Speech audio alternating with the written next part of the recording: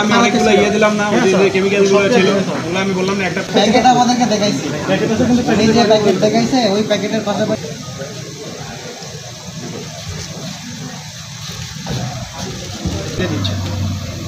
তারপর পুরো জায়গাটা যেখানে আপনারা খামি তৈরি করতেছেন, পুরো জায়গাটা যতগুলো বেকারি কারখানায় গেছে সব থেকে আপনারটা একেবারে লোয়েস্ট ক্যাটাগরি, মানে এটা ক্যাটাগরি না, এটা একেবারে চলে না, এটা এখনই বন্ধ করে। আপনার ময়দা থেকে শুরু করে কোনো আইটেম আমি ঢাকা পেয়েছি বলেন, প্রত্যেকটার মুখ খোলা ওগুলো আবার খামি তৈরি করতেছে।